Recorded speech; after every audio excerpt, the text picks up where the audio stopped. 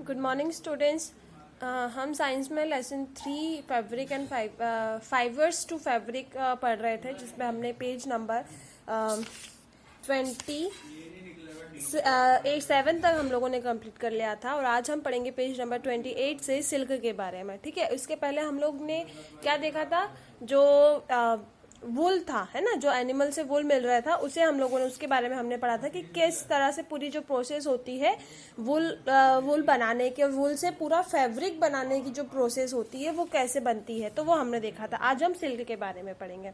Okay, so let's start.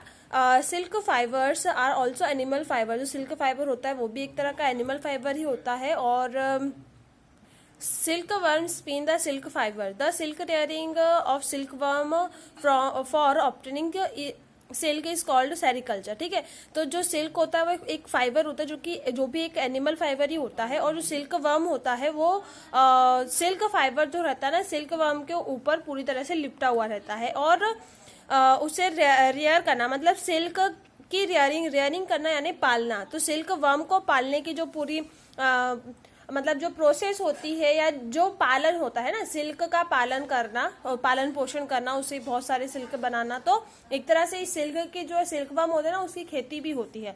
तो वो जो खेती होती है ना, उसी को बोलते हैं सेरिकल्चर। तो सेरिकल्चर का मतलब क्या होता है, जहाँ पे सिल्क की खेती की जाती है, मतलब सिल्क को वहां पे और ज्यादा संख्या में उसको रिप्रोड्यूस किया जाता है एक तरह से। ठीक है, find out from your mother and grand mother the kind of silk saris they have. उनके पास कितनी टाइप की सिल्क साड़ी है उसके बारे में आप उनसे पूछ सकते हैं और उसकी लिस्ट भी तैयार कर सकते हैं। Before we discuss the process of obtaining silk it is necessary to know the interesting life of silk moth, है ना। तो हम लोग जो सिल्क के बारे में, किस तरह से सिल्क को निकाला जाता है सिल्क वर्म से, वर्म मतलब सिल्क का जो कीड़ा होता है ना, उसको सिल्क वर्म बोल रहे हैं। तो उससे किस तरह से प्राप्त किया जाता है, तो उसकी पूरी हिस्ट्री हम देखेंगे सिल्क मोथ की। तो life history of silk moth, किस तरह से सिल्क मिलता है।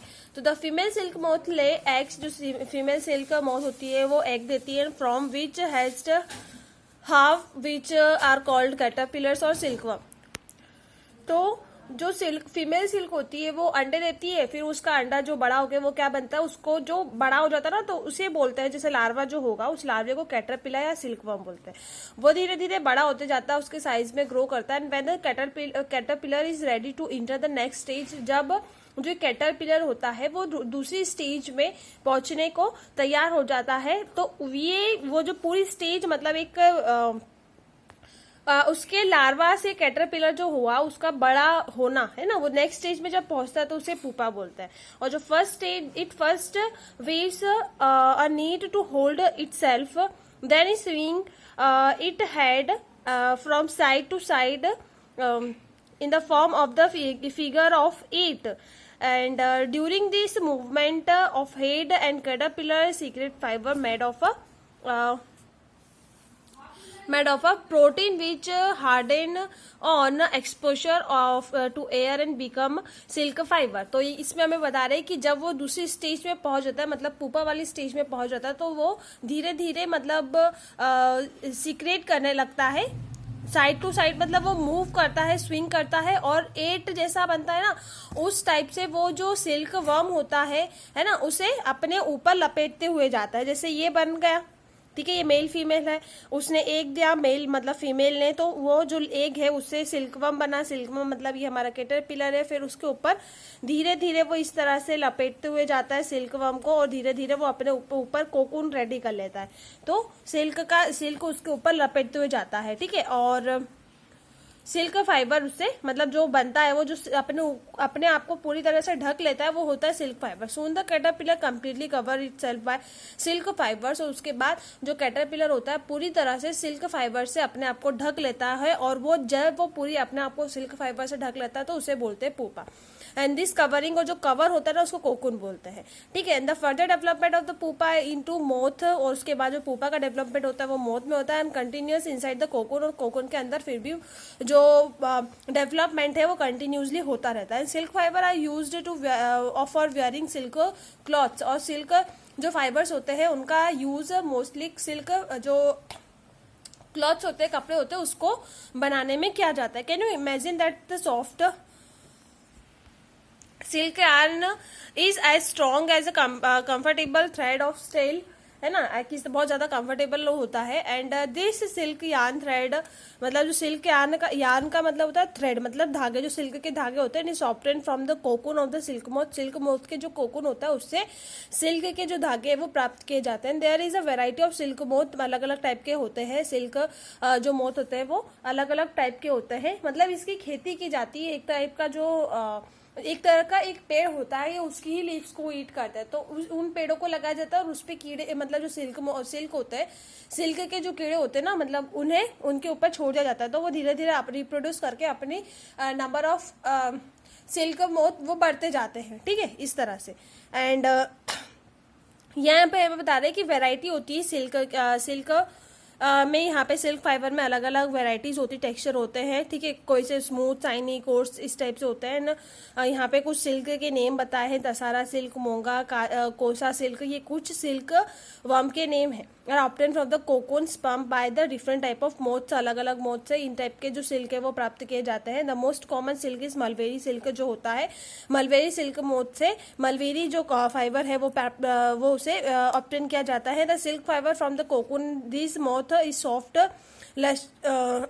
Lustrous, elastic and can be died in a beautiful colour. और मतलब जब ये सिल्क फाइबर हमें मिल जाता है तो उसे हम लोग डाई कर लेते हैं अलग अलग कलर्स में, इस तरह से। एंड सेरिकल्चर जो रहता है, और सेरिकल्चर और culture of silk worm is very old occupation in India, India का एक बहुत पुराना ऑक्यूपेशन है। और इंडिया में ये जो है, India produce Plantae of silk on a commercial scale, जैसे कि मैंने आपको बताया कि प्लांट की लीव्स होता है उस पे ये जो है वो ग्रो करते हैं सिल्क वर्म, तो यहाँ पे मतलब प्लांटी सिल्क जो है वो एक कमर्शियल स्केल पर उसे प्रोड्यूस किया जाता है, ठीक है। फिर हम देखें तो यहाँ पे हमें बता रहे कुछ, हमें यहाँ पे इंडिया के बारे में बता रहे कि इंडिया के जो वुमेन्स होती है वो बहुत ज्यादा इन्वॉल्व होती है industrial silk production, industrial work में, जहाँ पे वो जाके बहुत ज्यादा काम करती हैं, है ना। एंड उनसे मतलब जो वो क्या करती है, वहाँ पे जाके जो कोकून होता है उससे सिल्क को निकालती हैं, सिल्क की जो रील होती है वो अलग करती है, तो मतलब जो फाइबर होता है उससे फैब्रिक रेडी करने का काम करती है वो इंडस्ट्री में। और उसके बाद क्या होता है, तो मतलब ये जो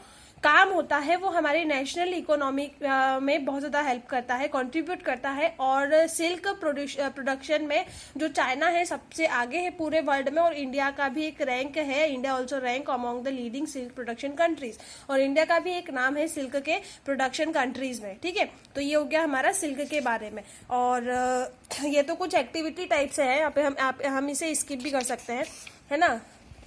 फिर नेक्स्ट हमारे पास आता है फ्रॉम कोकून टू सिल्क। अब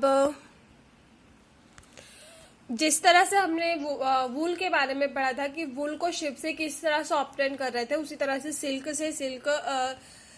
फाइबर्स को हम लोग कैसे ऑब्टेन करेंगे सिल्क वर्म से, तो वो पूरी प्रोसेस हम पढ़ेंगे नेक्स्ट वीडियो में, ओके। तो ये एक चीज है, आप इसको मतलब आगे रीडिंग भी करके रखेंगे। एक और चीज आती है यहाँ पे, डिस्कवर ऑफ सिल्क, किसने उसे डिस्कवर किया था, ये बहुत इंटरेस्टिंग है और एक नॉलेजेबल भी है, तो इसे हम रीड करके रखेंगे पहले से, ताकि जब मैं समझाऊं तो आपको अच्छे से समझ में भी आए, ओके, ठीक है। Thank you.